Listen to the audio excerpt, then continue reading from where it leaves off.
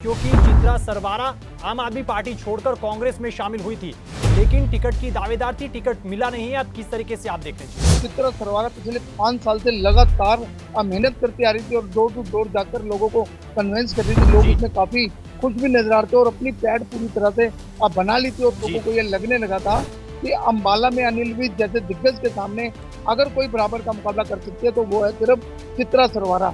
N मौके पर आकर जब कांग्रेस की लिस्ट जारी हुई उसमें चित्रा अपना नाम ना पाकर काफी हताश नजर आई। अभी अगर हम पंचकुला का जिक्र करें तो पंचकुला पे आप तस्वीर किस तरीके से देखती हैं? क्या मुकाबला एक तरफा रहने वाला है या फिर इस बार कड़ा मुकाबला देखने को मिला था? मूड पंचकुला की जो पंचकुला का मूड है एक बहुत ही स्ट्रॉन्ग एंटी इनकम्बेंसी की जो लहर है पंचकुला में है। पंचकुला के लोग जो हैं बदलाव चाह रहे हैं। डबल इंजन सरकार प्रदेश में भी और विदेश में भी होने के बावजूद जो काम होना चाहिए था उस पर सही कहीं ना कहीं खड़े नहीं उतर पाए हैं। 7 सरोकार जो सपना कहा जाता है ज्ञानचंद गुप्ता को, उसको लेकर वो आए थे, लेकिन उसमें भी कहीं ना कहीं लोग उनको पूरे जो अंक तालिका में उनके सारे जो बॉक्स टिक होते हैं वो टिक नहीं हो पाए हैं। मुख्यमंत्री के हमले लगते हुए देखे, उससे बड़ी संख्या में लोग अनिल विज के दरबार में पहुंचते हैं अपनी फरियाद लेकर।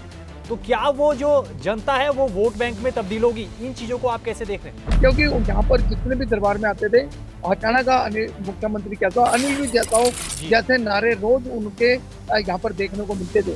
क्योंकि नायब सरकार आई उसके बाद ये मंत्री नहीं रहे, लेकिन जनता का प्यार अंबाला छावनी में जो जनता उनका प्यार उनको भरपूर मिलता रहा, वैसे ही प्यार मिलता रहा और अब भी वो उम्मीद कर रहे हैं वो प्यार पूरा मिलेगा। लेकिन अब की बार मुकाबला त्रिकोणीय होता हुआ नजर आया क्योंकि चित्रा सरवारा फिर निर्दलीय चुनाव लड़ेंगी।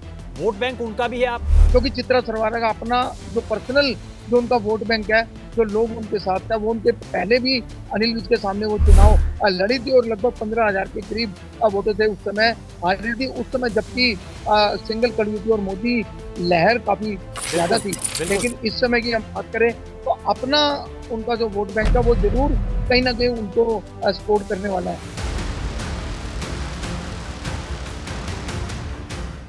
नमस्कार, पीटीसी न्यूज के तमाम डिजिटल प्लेटफॉर्म पर आप सभी का स्वागत है। मैं हूं आपके साथ अतुल वर्मा, लेकर हाजिर हूं खास कार्यक्रम मूड हरियाणा का।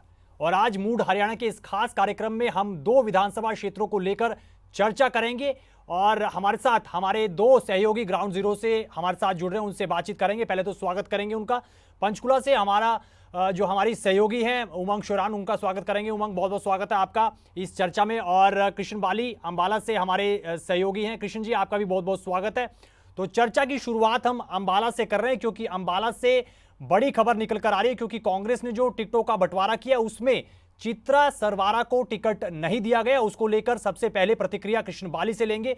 कृष्ण, किस तरीके से देखते हैं आप चीजों को? क्योंकि चित्रा सरवारा आम आदमी पार्टी छोड़कर कांग्रेस में शामिल हुई थी, लेकिन टिकट की दावेदार थी, टिकट मिला नहीं है। अब किस तरीके से आप देख रहे हैं चीजों? बिल्कुल अतुल जी, मैं इसमें ये बताना चाहूंगा जिस तरह से चित्रा सरवारा पिछले 5 साल से लगातार मेहनत करती आ रही थी और डोर टू डोर जाकर लोगों को कन्विंस कर रही थी। लोग इसमें काफी खुश भी नजर आ रहे थे और अपनी पैड पूरी तरह से बना ली थी और लोगों को ये लगने लगा था कि अंबाला में अनिल विज जैसे दिग्गज के सामने अगर कोई बराबर का मुकाबला कर सकती है तो वो है सिर्फ चित्रा सरवारा।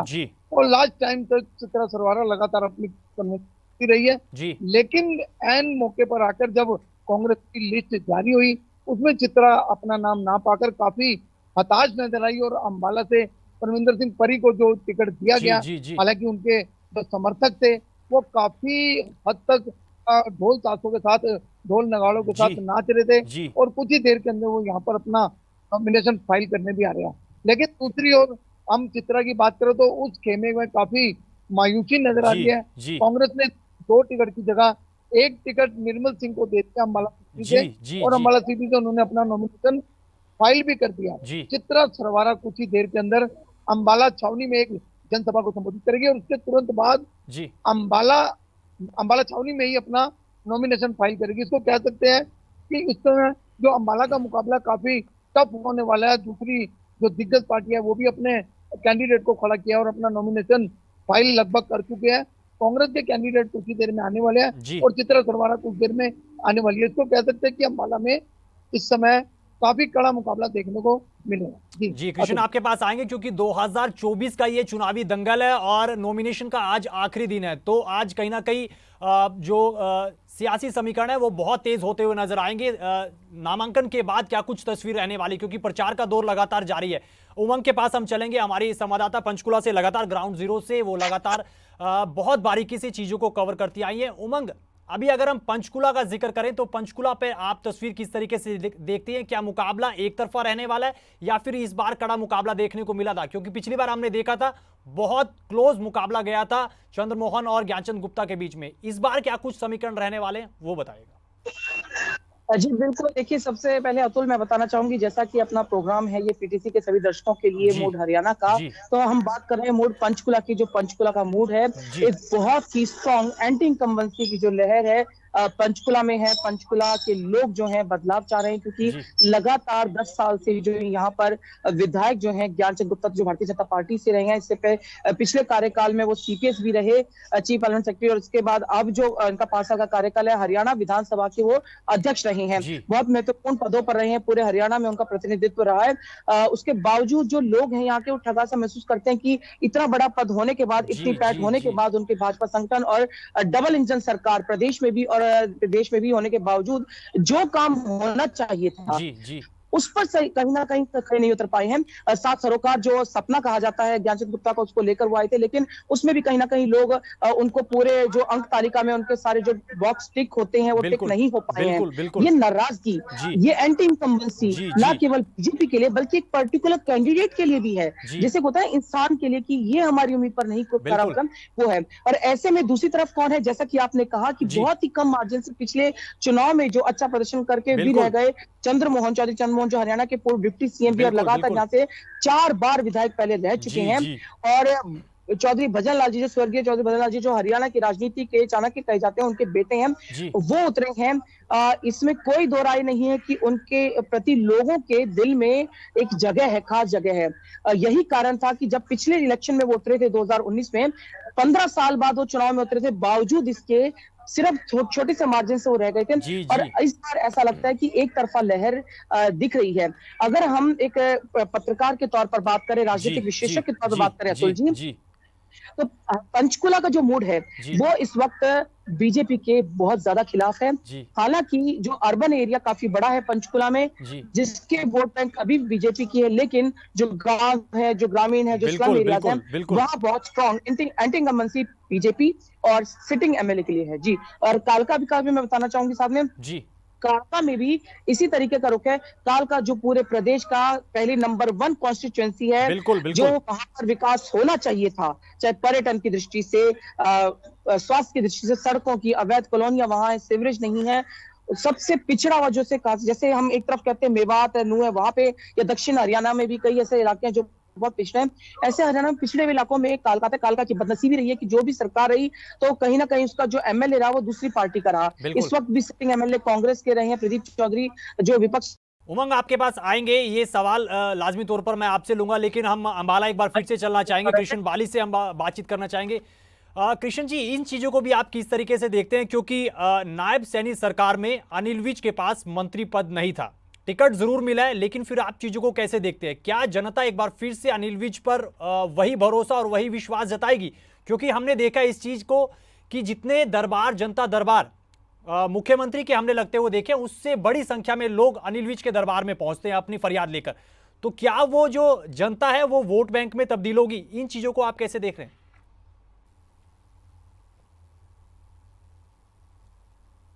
हाँ बिल्कुल अतुल, इसको कह सकते हैं, जिस तरह से अनिल विज ने यहाँ पर जनता दरबार लगाया और अंबाला ही नहीं पूरे हरियाणा के लोगों की समस्याओं का उन्होंने समाधान किया। हर जगह से, हरियाणा के हर एक कोने से यहाँ पर अपनी समस्याएं लेकर आते थे, और एक समय ये लगने लगा था, क्योंकि यहाँ पर जितने भी दरबार में आते थे, हरियाणा का मुख्यमंत्री कैसा हो, अनिल विज जैसा हो, जैसे नारे रोज उनके यहाँ पर देखने को मिलते थे। क्योंकि नायब सैनी सरकार आई, उसके बाद ये मंत्री नहीं रहे, लेकिन जनता का प्यार, अंबाला छावनी में जो जनता, उनका प्यार उनको भरपूर मिलता रहा, वैसे ही प्यार मिलता रहा। और अब भी वो उम्मीद कर रहे हैं कि शायद उनको प्यार पूरा मिलेगा। क्योंकि अगर हम कांग्रेस की बात करें, कांग्रेस इस समय कई हिस्सों में बढ़ चुकी है। कांग्रेस के 2 पार्टी के नेता, एक आजाद चित्रा सरवारा आजाद खड़ी हो रही है, दूसरी तरफ से कांग्रेस की टिकट परमिंदर सिंह परी खड़े हो रहे हैं, जी तो इन सब का कहीं ना कहीं फायदा बीजेपी को होने वाला है, क्योंकि दूसरी पार्टी भी ऐसी है, आम आदमी पार्टी है, जेजेपी है और दूसरी पार्टी सहयोगी पार्टी जो उनके साथ खड़ी, सभी की फायदा ये बीजेपी को होने वाला है। तो इसको कह सकते हैं कि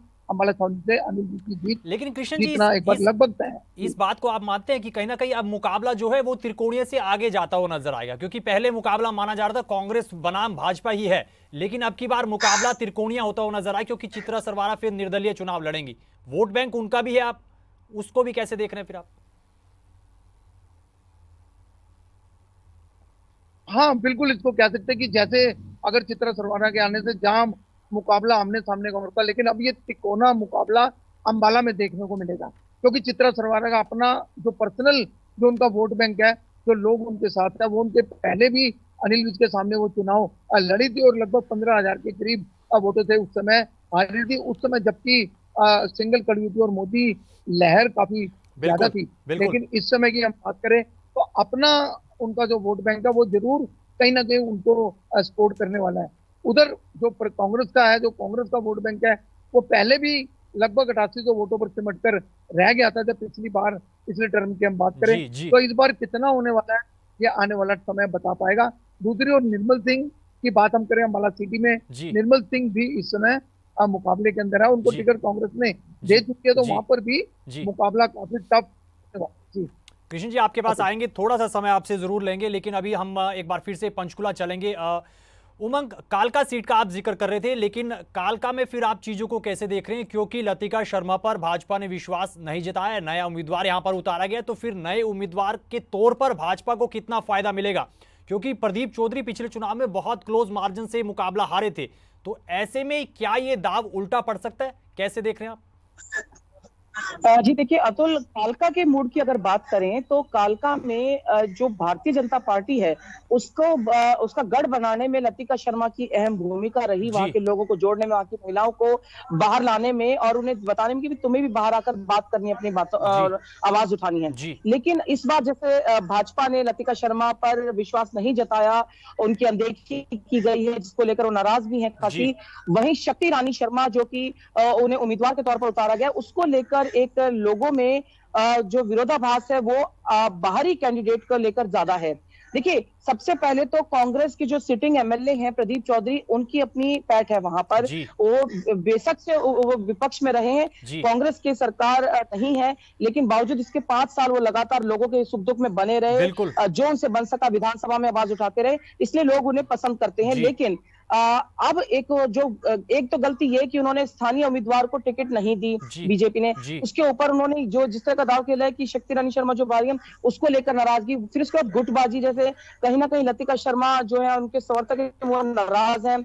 हालांकि कल जो उन्होंने नॉमिनेशन फाइल किया शक्ति रानी शर्मा ने, काफी लोग जो है भाजपा के वहां पे नजर आ रहे थे और धीरे धीरे उनका कुनबा जो है एक बार फिर से बढ़ता नजर आ रहा है, जनसैलाब उनके साथ आता नजर आ रहा है। लेकिन बहुत ही रोमांचक जो है कालका की सीट दिख रही है। जी उमंग, काफी समय से आप पंचकुला को कवर करती आ रही हैं, पत्रकारिता आप निष्पक्ष करती आ रही हैं, और पंचकुला और कालका का अगर जिक्र करें, इन विधानसभा सीटों का अगर जिक्र करें, तो फिर क्या मानते हैं आप, क्या यहाँ पर कास्ट वोट हावी रहता है या फिर जो मुद्दे हैं स्थानीय वो हावी रहते हैं? इन चीजों के बारे में बताइएगा। देखिए कालका में जरूर कास्ट वोट हावी रहता है, वहां पर जिस तरह से गुज्जर समाज के काफी वोट हैं, ब्राह्मण समाज की भी काफी है, लेकिन गुज्जर समाज का वोट बैंक बहुत पक्का है। ऐसे में अगर बात करें पंचकुला की, तो पंचकुला जो सीट है यहाँ पर लोगों को अपनी समस्याओं से ज्यादा जो है सरोकार है। कास्टिज्म का ज्यादा पंचकुला में इसलिए नहीं है क्योंकि पंचकुला एक ऐसा शहर है जहाँ कई जगह के लोग आके बसे हैं। हालांकि यहाँ पर अग्रवाल समाज यानी जो वैश्य समाज है उसकी भी अच्छी वोट बैंक है, पंजाबी समाज की है, सैनी समाज की है, ब्राह्मण समाज की भी है, और जो है ये तमाम लोग हैं, मिले जुले लोग हैं। लेकिन इन सबका भी सबसे सर्वोपरि जो हित होता है, सरोकार होता है, वो पंचकुला की दशा, इसके विकास को लेकर होता है, क्योंकि वो सबको साथ विकास को देखते हैं। यहाँ पर पर्टिकुलर कास्ट के हिसाब से वोट नहीं डाली जाती। जी उमंग, आप बने रहिएगा, आखिरी सवाल जरूर आपसे लेंगे, लेकिन एक बार फिर से हम अंबाला चलेंगे। कृष्ण बाली हमारे साथ लगातार जुड़े हुए हैं, बहुत कम समय क्योंकि आज नामांकन का आखिरी दिन है और जो उम्मीदवार है अलग अलग दलों के वो लगातार नॉमिनेशन फाइल करने के लिए आ रहे हैं, तो कृष्ण बाली लगातार उनको फॉलो कर रहे हैं और प्रतिक्रिया लेने का प्रयास कर रहे हैं। कृष्ण, स्थानीय मुद्दों का अगर जिक्र करें तो मुद्दे बहुत सारे हैं। अंबाला कैंट का जिक्र कर लें या अंबाला सिटी का जिक्र कर लें, और समस्याएं भी बहुत सारी हैं। समस्याएं काफी निकल कर भी आई है, जिसमें वाटर लॉकिंग का अगर हम जिक्र कर लें, बिजली का हम बिजली समस्याओं का जिक्र कर लें, या फिर अन्य और समस्याएं जो निकल कर आती हैं। तो ऐसे में अनिल विज के रहते या फिर कैंट अंबाला सिटी का जिक्र कर लें, असीम गोयल के रहते, तो काम बहुत सारे धरातल पर नहीं हुए हैं। तो क्या ऐसे में जनता इन चीजों को ध्यान में रखेगी? कैसे देख रहे हैं आप? जी बिल्कुल अतुल जी, सबसे पहले मैं आपको अंबाला सिटी की बात करना चाहूंगा। तो अंबाला सिटी में जहां असीम गोयल 2 बार विधायक बन चुके और इस बार मंत्री भी है कैबिनेट में, लेकिन वहां पर वाटर लॉगिंग की जो समस्या रही है जी वो शुरू से रही है, बिल्कुल उसका हल नहीं हो पाया। हालांकि विधायक की हम जो मंत्री असीम गोयल की बात करें तो वो रात रात को जाकर मौके पे लेके अपनी टीम को लेके, अधिकारी की टीम को लेके पानी निकालने का पूरा प्रयास भी करते हैं, लेकिन उसके बावजूद भी जो आगे बरसात लगातार ज्यादा होती रहती है फिर वहां पे पानी इकट्ठा हो जाता है। बिल्कुल वहां पर सबसे पानी की अगर बीजेपी का नुकसान कुछ होता है तो वो पानी वाटर लॉगिंग को लेकर होगा। यही चीज अगर अम्बाला छावनी की हम बात करें, अम्बाला छावनी में हालांकि कोई ऐसा काम नहीं है जो अनिल विज ने ना कराया, लेकिन उसके बावजूद भी जो कुछ, जैसे सड़कों का हम जिक्र करें, सड़कें इस समय काफी खस्ता हालत में है। हालांकि अनिल विज अम्बाला में बहुत ज्यादा पैसा लेकर आए हुए हैं, लेकिन उसके बावजूद भी जो ठेकेदार है, जो सड़क है वो पूरी तरह से नहीं बन पाई है और लोगों के लिए ये बहुत बड़ी एक समस्या है। पानी भी लोगों अम्बाला में बहुत खड़ा होता है, क्योंकि अम्बाला के अंदर जो पहले नाले थे, नालों को बंद कर दिया गया है, उसकी जगह वाटर जो बड़े पाइप है वो डाल दिए गए हैं, लेकिन उनको लेके कहीं पानी इकट्ठा हो जाता है। सबसे बड़ी बात जो अम्बाला की नदी है, टांगरी नदी, उसको लेके मैं करूंगा। अम्बाला की टांगरी नदी के साथ जो लोग बचे हैं उनके घरों में लगातार थोड़ी सी बरसात के बाद पानी उनके लोगों में घरों में घुस जाता है। तो इसको लेके तो कहीं ना कहीं बीजेपी को उसका नुकसान हो सकता है। लेकिन दूसरी तरफ हम बात करें तो जितने विकास कार्य है, लोग मानते हैं कि अम्बाला में अब हुए हैं, कई सालों से अम्बाला में काम नहीं हुआ। तो ये बीजेपी के एक प्लस पॉइंट भी कह सकते हैं। अतुल कृष्ण, एक आखिरी सर्वे को लेकर भी आपसे सवाल हम जरूर करेंगे, लेकिन अभी एक बाइट आपको सुनाएंगे। अनिल विज ने नॉमिनेशन फाइल किया था कल, और नॉमिनेशन फाइल करने के बाद अनिल विज के तेवर कैसे थे और क्या कुछ वो दावा करते हुए नजर आ रहे हैं। एक पहले आपको अनिल विज की प्रतिक्रिया सुना देते हैं, उसके बाद फिर चर्चा को हम आगे जारी रखेंगे। अनिल विज का एक बार वर्जन सुन लीजिएगा आप। मेरे जैसे साधारण व्यक्ति को 6 बार उन्होंने यहाँ से विजयी कराया है, और जिस प्रकार का आज नॉमिनेशन वाले दिन सारे अम्बाला छावनी के लोगों में उत्साह देखने को मिला है, उससे इस बार भी पहले से कहीं ज़्यादा मतों से अम्बाला की जनता विजयी करवाएगी। किसको कॉम्पिटिटर मान रहे हो अभी, जबकि कांग्रेस की लिस्ट है? अभी तक तो कोई आया ही नहीं। कॉम्पिटिटर तो 2 में होता ना, अभी तो मैं अकेला हूँ। तो क्या मान रहे हो अभी कांग्रेस की लिस्ट नहीं जा रही, और इसको क्या किस नजर से देख रहे हैं? देखिए, कांग्रेस पार्टी धड़ों का समूह है। उनमें जिस दिन से चुनाव आयोग ने चुनाव घोषित किए हैं, उसी दिन से वर्चस्व की लड़ाई चल रही है, एक दूसरे को चित करने की और एक दूसरे को नीचा दिखाने की लड़ाई चल रही है।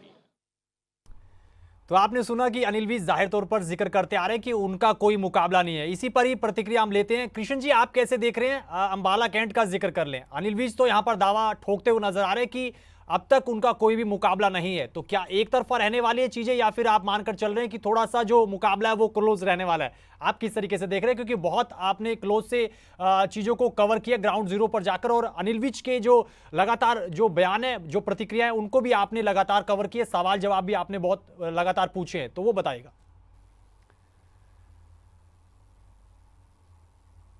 जी अतुल जी, बिल्कुल इसको कह सकते हैं। कल जिस तरह से हमने उनको पूछा था, जब नॉमिनेशन के बाद वो बाहर आए थे, तो उन्होंने बिल्कुल ये प्रतिक्रिया उनकी सुनाई। यही बात उन्होंने बोली थी, वो अपना मुकाबला इस समय किसी से नहीं मानते, लेकिन कल तक कांग्रेस का कैंडिडेट घोषित नहीं हुआ था, इसलिए वो अपना मुकाबला किसी से नहीं मानते थे। लेकिन इस समय तो कैंडिडेट के उनके सामने खड़े हैं।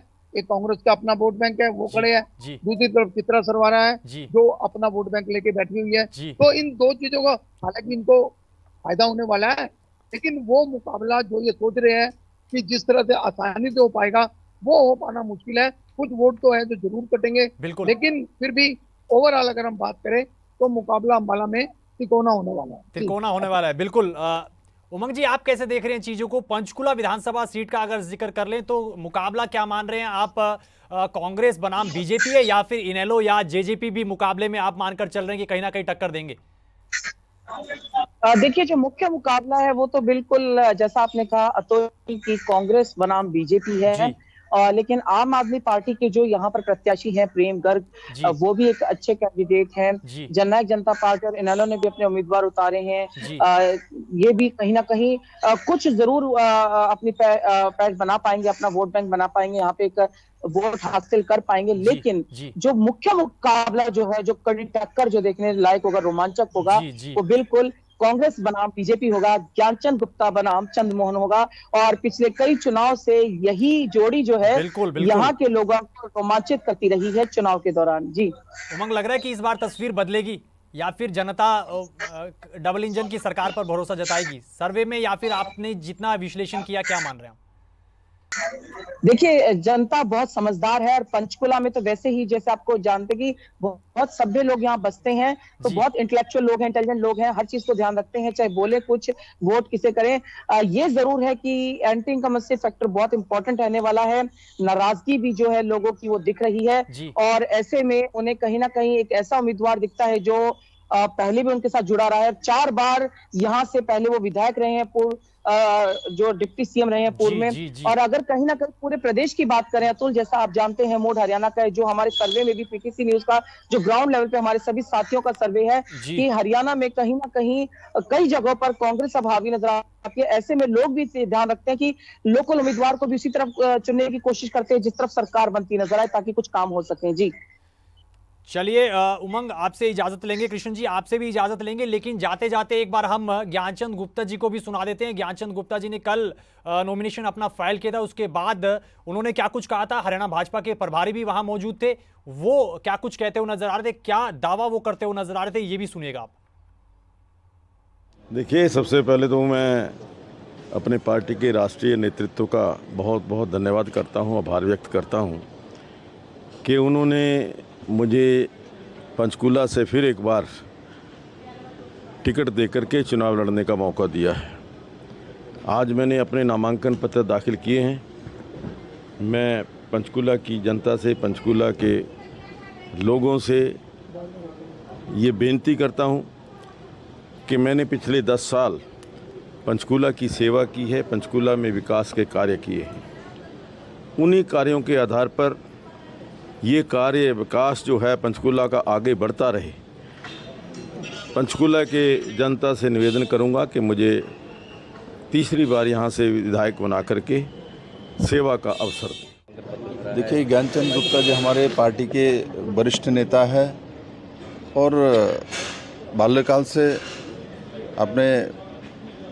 अपने परिवार के साथ रहे हैं, और स्पीकर के नाते हरियाणा विधानसभा में बहुत ही सुचारू रूप से उनका जो कार्यकाल उन्होंने पूरा किया है, और पंचकुला को जनता ने उनको चुना है। और मैं आशा करता हूँ नरेंद्र भाई मोदी जी के नेतृत्व में जिस विकास की धारा पूरे देश भर में चल रहा है, हरियाणा में भी नायब सिंह सैनी जी उसको आगे बढ़ा रहा है। एक सहज सरल और गरीब घर के इंसान हरियाणा के मुख्यमंत्री बने हैं, और मैं आशा करता हूं पंचकुला के जनता नायब सिंह सैनी को सशक्त बनाने के लिए ज्ञानचंद गुप्ता जी को आशीर्वाद देके दोबारा हरियाणा विधानसभा में भेजेंगे, और नायब सिंह सैनी के नेतृत्व में भारतीय जनता पार्टी सर्वोपरि हरियाणा के आम जनताओं का 36 बराबरी का सरकार बनेगी, ऐसा मैं विश्वास करता हूँ।